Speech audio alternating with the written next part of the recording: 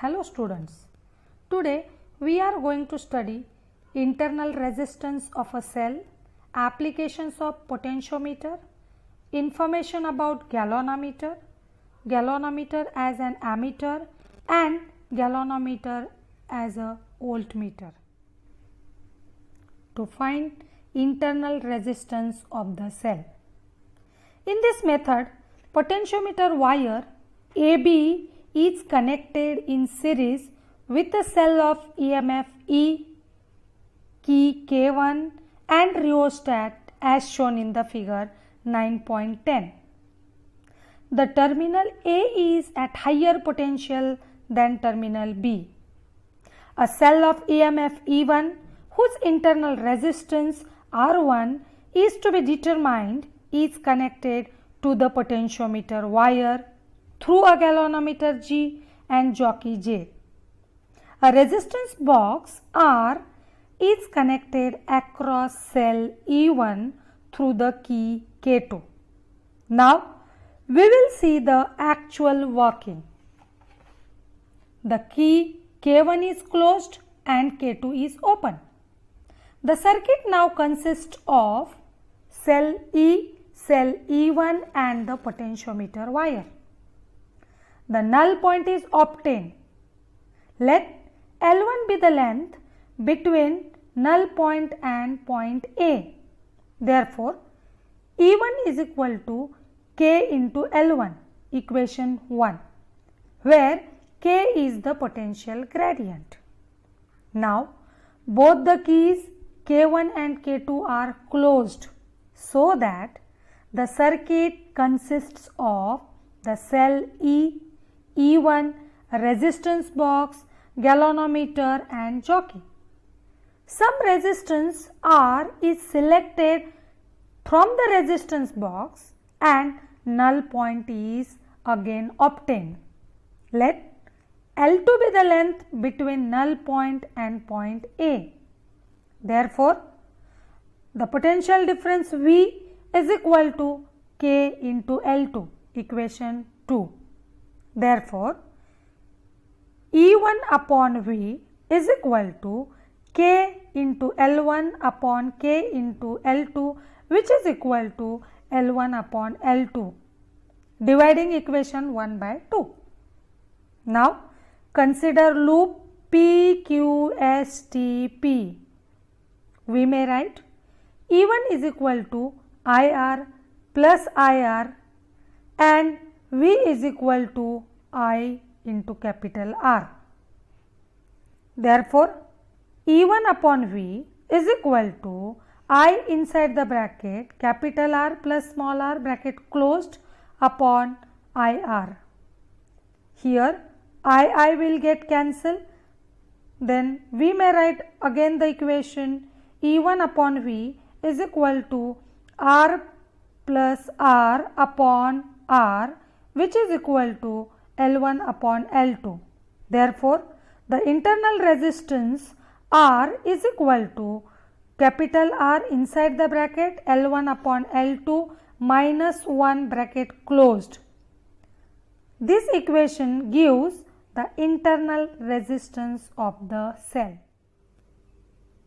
Some practical applications of potentiometer are voltage divider, audio control and potentiometer as a Zener. So, let us discuss first application, that is voltage divider. The potentiometer can be used as a voltage divider to continuously change the output voltage of a voltage supply as shown in the figure 9.11.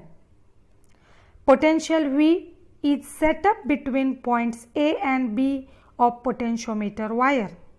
One end of a device is connected to a positive point A and other end is connected to a slider that can move along the wire AB. The voltage V divides in proportion of lengths L1 and L2 as shown in the figure 9.11. Now, second application, that is audio control. Sliding potentiometers are commonly used in modern low power audio systems as audio control devices. Both sliding and rotatory potentiometers are regularly used for frequency attenuation, loudness control, and for controlling different characteristics of audio signals. Now last application, that is potentiometer as a sensor. If the slider of a potentiometer is connected to the moving part of a machine, it can work as a motion sensor. A small displacement of the moving part causes changes in potential, which is further amplified by using an amplifier circuit. The potential difference is calibrated in terms of the displacement of the moving part. Now, we will discuss advantages of a potentiometer over a voltmeter. There are some merits and demerits. Firstly, we will see merits. Potentiometer is more sensitive than a voltmeter. Secondly, a potentiometer can be used to measure a potential difference as well as an EMF of a cell. A voltmeter always measures terminal PD, and as it draws some current, it cannot be used to measure EMF of a cell. Third advantage, measurement of a potential difference or EMF is very accurate in the case of a potentiometer. A very small potential difference of the order of 10 raised to minus 6 volt can be measured with it. Now, there are some demerits. Potentiometer is not portable and direct measurement of potential difference or EMF is not possible. Now, the next article is internal structure of a galvanometer. A galvanometer is a device used to detect weak electric currents in a circuit. It has two types of the coil. First one is suspended coil type and second is pivoted coil type. And these coils are kept in between strong laminated horseshoe magnet. When an electric current passes through the coil, it deflects. The deflection in the coil is proportional to the current passing through the coil. The deflection of the coil can be read with the help of a pointer which is attached to it. Position of the pointer on the scale provided indicates the current passing through the galvanometer or the potential difference across it. Thus, a galvanometer can be used as an ammeter or voltmeter with a suitable modification. Galvanometer as an ammeter. The galvanometer itself has a small current carrying capacity about 1 milliampere, and if current larger than this limiting value is sent through the coil of moving coil galvanometer, it can definitely get damaged. So, when a larger current is to be measured, a low resistance is connected in parallel with a moving coil galvanometer, which is called as a shunt.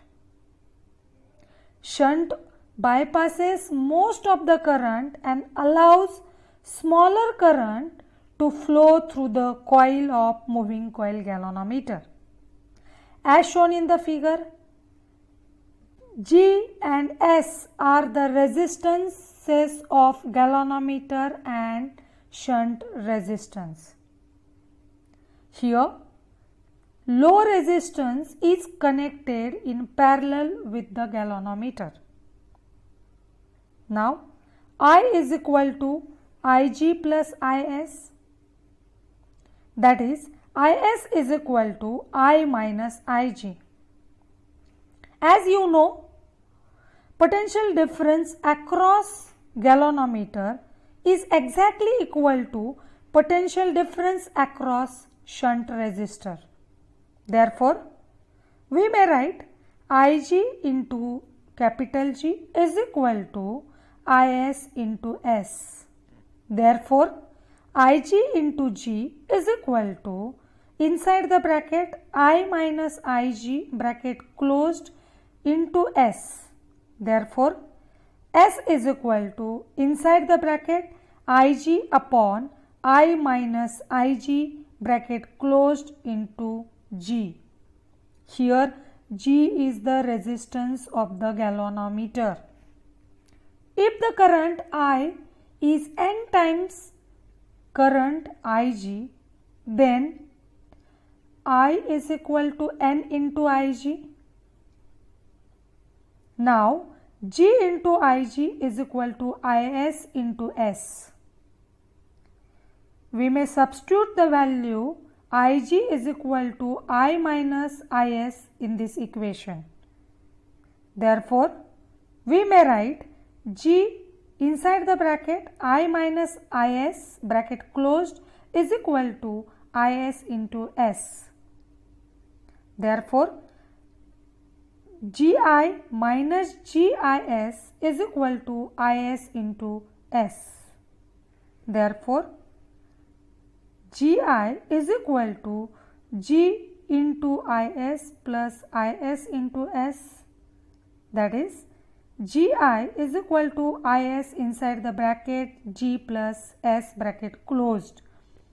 Therefore, Is upon I is equal to G upon G plus S. This equation gives the current flowing through the shunt. The last article of this chapter is galvanometer as a voltmeter.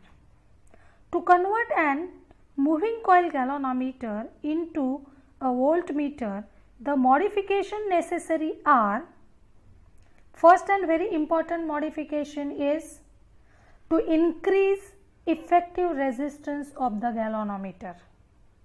Second one, to increase the range of the voltmeter. And third one is to protect the galvanometer from damage due to the large current. Due to this, a very large or high resistance X is connected in series with the galvanometer as shown in the figure.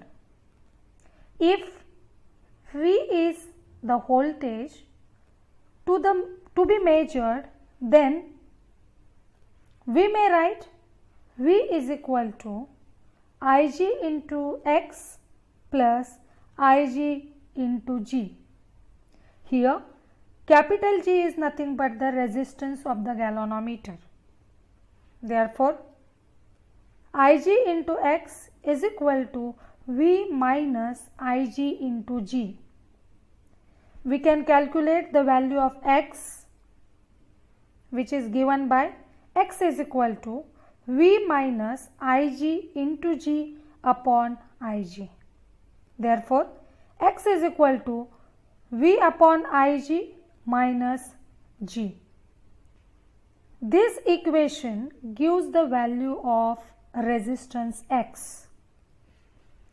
But if we are writing V is equal to N times voltage across galvanometer, therefore X is equal to N into Vg upon Ig minus G. Therefore, X is equal to N into G minus G.